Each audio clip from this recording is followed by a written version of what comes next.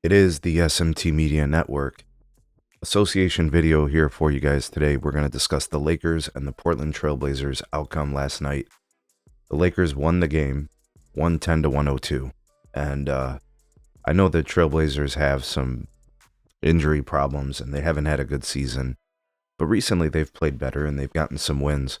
And the Lakers have been kind of moving in the wrong direction. They're trying to figure out who they are and how they're going to move forward with their newly acquired star in Luka Doncic. But he didn't play tonight. And the outcome of the game, surprisingly, the Lakers squeaked by. Thought this would have been a slightly different outcome, seeing who was actually available for the Trailblazers. But that's okay. Let's cover everything from the game. So in terms of what the Blazers showed us last night, their leading scorer was Denny Avdija. Denny was the leading scorer, 28 points, 9 of 14 shooting, 8 of 10 from free throw, 2 of 3 from 3. I have to be honest with you guys, I won't lie. I don't know much about the Blazers.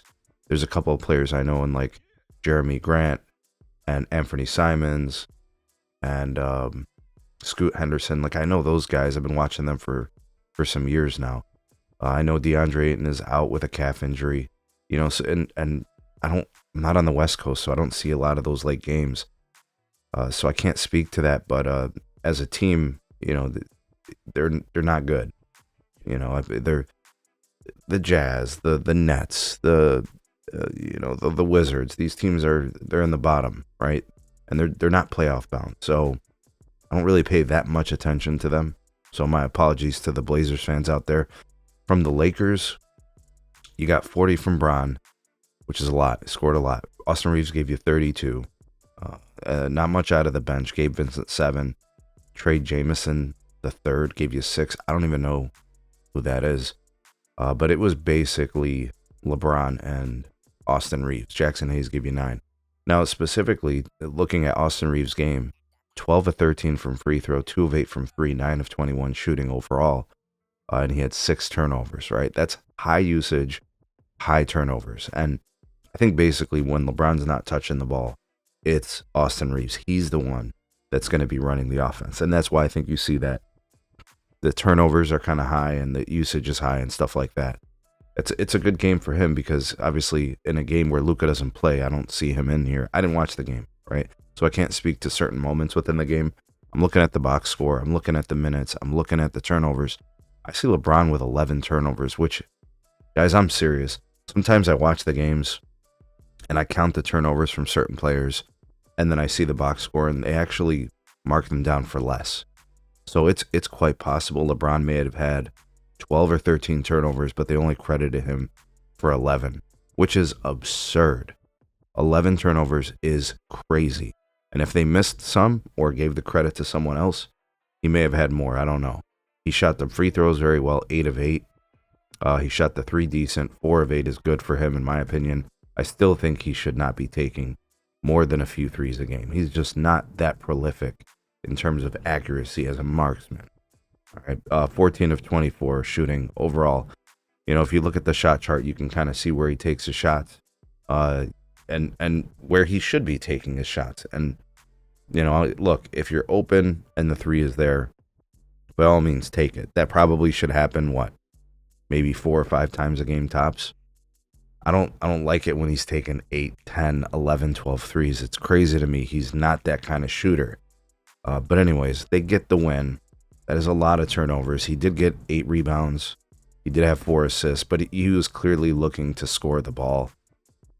11 turnovers is awful. If they weren't playing a team like the Blazers, you're probably looking at a loss here. And, you know, it's just really bad. And Luka not playing, I'm guessing it's more like a maintenance day, right? Because they probably want to work him back in slowly, not really giving him back-to-back nights. The game that they played the day before against the Hornets was a makeup game for when the fires were happening in LA. So this happening back-to-back is kind of not unorthodox in the way that the schedule works. But it's a good outcome for the Lakers because they break a losing streak to bad teams. I'm not sure who else is going to be on their their schedule that you would say, you know, looks like easy wins for them. But I'm going to look here. They're 33-21 currently. They've got a game against the Nuggets, which is tomorrow. So that'll be a Saturday night game. That's going to be tough. I think I like the Nuggets there. Then they got the Mavericks on Tuesday. That'll be an interesting game because I'm sure Luka will be available for that one. And he's probably going to be looking to cook the Mavericks. And then you got the T-Wolves. So games that the Lakers, I mean, it's going to be tough. I don't know how they're going to look against the Nuggets. They don't have an answer for Joker. I'm not sure they really have an answer for Murray, you know, and those guys. So they're going to give him a hard time. There's an axe to grind. You know, I don't know if Russ is going to be back. We'll see. Maybe he is. I don't know, maybe he isn't. But it's going to be an interesting last half of the year. Lakers are currently in a playoff position. They're going to look to get back on the winning side of things, win some games, put some games together. Again, I'm not really that high on JJ Redick and really figuring things out quickly.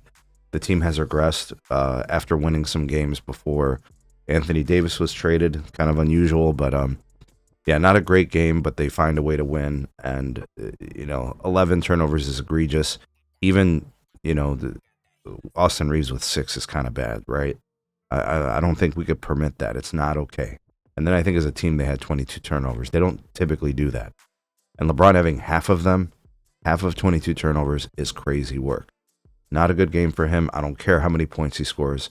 You need to value possessions. Take good care of the ball. It's part of basketball IQ. It's part of decision making. I know a lot of people like to celebrate his basketball IQ, and he's very capable of making amazing plays and seeing over the defense and all those things. But come on, 11 turnovers, you must be crazy. That's trash. He needs to be better. He deserves criticism for turning the ball over 11 times.